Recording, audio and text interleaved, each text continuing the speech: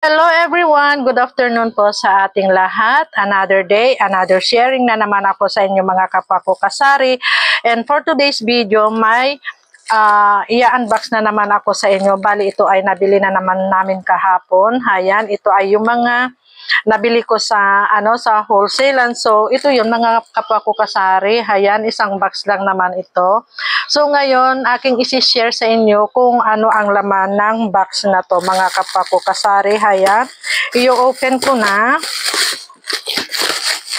para mai-display ko na rin mga kapwa ko kasari. Ayan, share lang tayo sa ating mga paninda kung ano yung mga ibinebenta natin dito sa ating mga tindahan. Ayan. Ang hirap naman nito. Ganyan. Tapos ganyan. Ang daming plaster. Tapos dito. Ayan. So, ayan. Na-open ko na mga kapwa ko kasari. Ayan. Ito siya. Ayan. So, first, na nandito sa ibabaw is mga packing tape. So, kumuha ako ng 6 na packing tape na itong brown. Ayan, so ilagay ko muna dyan. 6 na packing tape na itong clear. Tapos, kumuha na rin ako ng cotton buds na ganito. Bali, ang bintahan ko dito is 10 piso ang isa. Ayan. Tapos, mga ganitong glue. Ayan. So, hindi ko pa alam kung magkano ang bintahan ko dito mga kapwa ko kasari. Tignan ko muna ang aking resibo. Ayan. So, 2 ganyan para may sabit lang ako dyan sa harap. So, lapag ko na lang muna dyan. Tapos, ano bang tawag dito? Bouncing clay, bato. Bali, ang bintahan ko dito is pang-5 ang isa. So, kumuha ako ng 2. Tapos, candies, yung mga ganito, 3. Ayan. Ito ay yung candy bars. Ayan, pang 5. Ayan, so, ano bang flavor ito? Ayan, blueberry, orange, at saka watermelon. Itong aking kinuha. Ayan, 3, pang 5 piso. Tapos, nandito pala yung aking resibo. Bali, ang aking binayaran dito is 4,017 pesos lahat. So, ito yung aking resibo, mga kapwa ko kasari. Tapos, kumuha na rin ako ng mga ganito ba, pang eyebrow. Ayan, 2, isang brown, isang black. Ayan, bali ang aking bintahan dito is 10 pesos ang isa. May mga naghahanap din kahit pa paano mga kapwa ko kasari. Kaya dapat lahat ng hanapin ng tumer ay mayroon tayo. Kahit pa kunti-kunti lang. Basta may maibigay lang tayo para hindi na sila pupunta sa ibang tindahan. At ito din. Ito ay pang 10 pesos. 10 ba ito? Oo, 10 pesos ang aking bintahan dito. Ayan. Tapos, yung mga itong ganitong candies, pang 5 pesos. So, kumuha lang ako ng 2, pang 5 pesos. So, ilapag ko na lang dyan. At manicure set. Ito, pang 20 pesos. Bali, ang puhunan lang nito is 14. Ang aking bintahan is 20 pesos. Ayan, tapos, yung mga ganitong candies, mga kapwa ko kasari, pang 5 pesos. Dagdag lang dyan sa harap. Dagdag displayhin para yung mga customer nating bata ay hindi na sila lalayo pa. Kailangan lagi tayong bumibili ng mga ganitong mga candies na panibago sa kanilang paningin.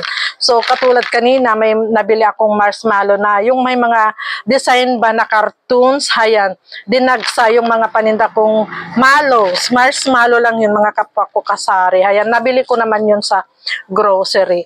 Tapos, itong slime. Ayan, bali ang bintahan ko ng slime is 12 pesos ang isa.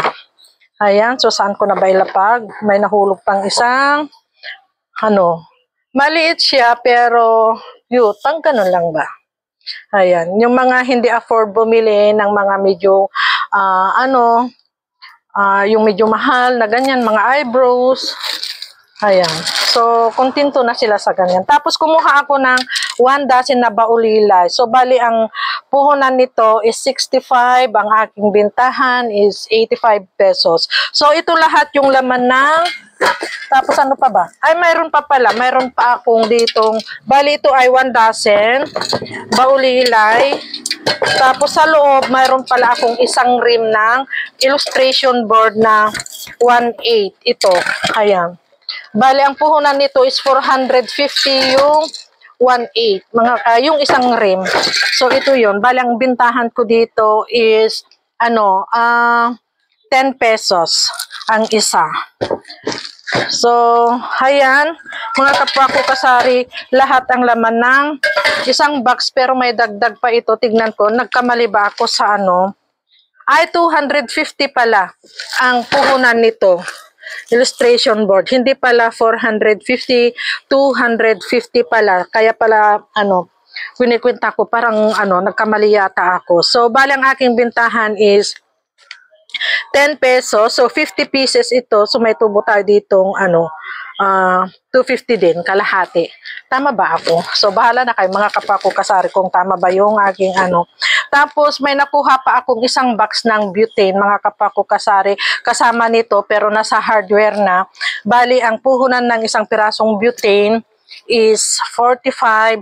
Ang aking bintahan is 75 pesos. So, yung isang box ng butane, ayan, is 1,260 yung isang box. Kung hindi ako nagkakamali, 48 pieces ang laman ng isang box. So, bali ang puhunan lang niya is 45. Mabenta din ang butane, mga kapako kasari. Kaya bili na rin kayo, dagdag ninyo yan sa inyong tindahan kasi napakabilis maubos or fast moving ang butane, mga kapako kasari.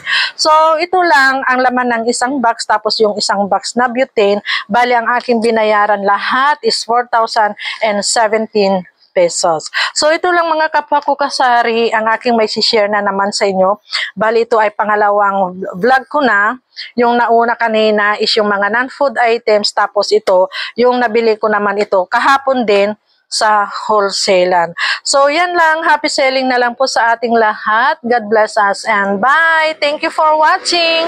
Sharing is caring.